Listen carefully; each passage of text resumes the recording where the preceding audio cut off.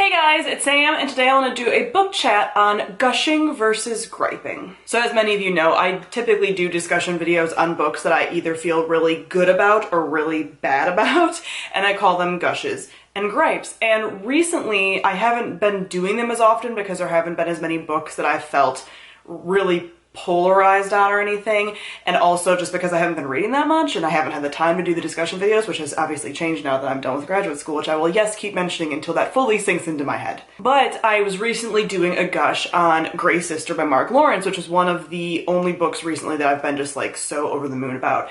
And it got me thinking, which is something I've had conversations about before. It's nothing new that I'm bringing to the table right now, but it did get me thinking about how it's so much easier for me to like eloquently discuss my feelings on a book if I'm neutral to negative than if I feel super positive about it and I loved it. Like, my gushes feel gushy and I can't quite articulate all of the things that I love, typically speaking. Like, I think I still do a fairly good job, but not as eloquent, I feel, when I watch them back as if I'm doing a gripe or a neutral type review. When I'm gushing about something, it really is gushing.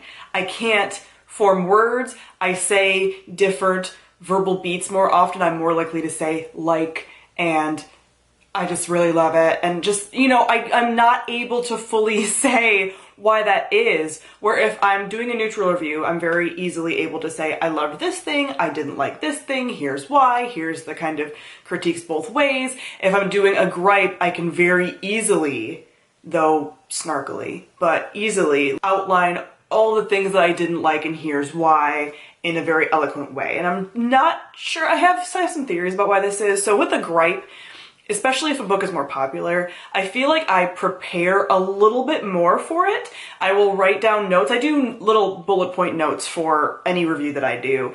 So that's not like I don't prepare for my gushes or whatever, but I kind of articulate more because I almost feel like I have to be on the defensive about why I don't like something, particularly if it's very hyped, where if I'm gushing about a book, I feel like I don't have to defend that gush really. There's never really been a book that I have felt like is really like problematic or something that I'm gushing about, so I don't really feel like I have to really outline like, here's the reasons why I think this is great, and to counterpoint this point and whatever. I don't need to worry about that. I just kind of am able to say what I want to say about it.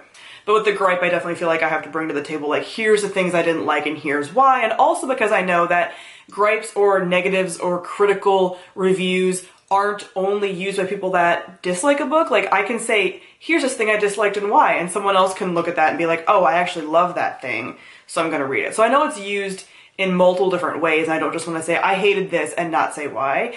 So with the gushing, and I don't know if anyone else experiences this, but I'm pretty sure they do, I feel like the gushes are much more emotional discussion.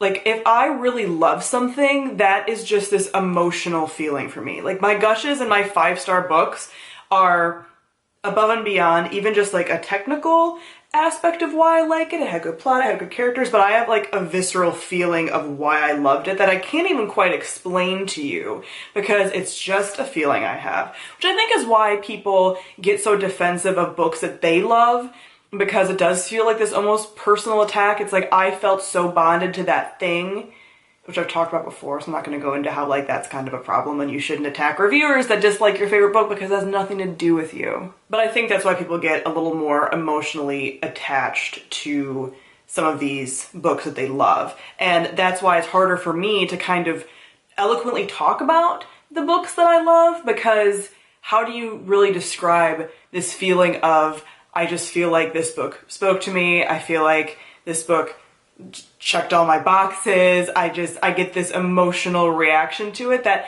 even right now, trying to think of a way to describe an emotional reaction I have to a 5-star read, I just really can't. Like, it's just, that's why half the time I'm just like, I love it, I don't know what to tell you, I just love it. And given some distance, sometimes I can kind of eloquently say, here's the reasons I like this particular thing. But I think also people like seeing the gushiness of a gush, so I tend to film them fairly quickly after I've read a book if I can do that, if I can schedule that in, because people like the kind of gushy nature of it just as much as people like the gripes. Although I do feel like people like gripes a little bit more, because y'all love high salt content. But yeah, that's definitely something that I feel like could be worked on or something I could try to be better about, but at the same time I think I do the best job that I can with my gushes. And like I said, since it's an emotional thing, and the books that I really gush about have some kind of emotional tie to me, I don't think I can really do much about that. But I'm wondering if you guys have the same kind of problem. Do you find one kind of review a little bit easier than the other? It's not that I find either one easier or harder. I find reviews in general, there's the same level of difficulty no matter how I'm talking about it, but I do find it more challenging to be eloquent about the gushy books. Because I'm just gonna be like, I loved it. I love it so much. It's so good. Read it. And I can't even really say why. But if I don't like a book, I can definitely outline the 50 different reasons why you shouldn't read that book. So let me know if you feel the same way, if you find negative reviews or positive reviews easier or harder to film, or if you have just the same kind of problem, which I don't really think is a problem, that I have, where it's very hard to be eloquent about things you love so much because you're so emotional about it. So thank you all for watching, and I'll see all of you guys soon. Bye.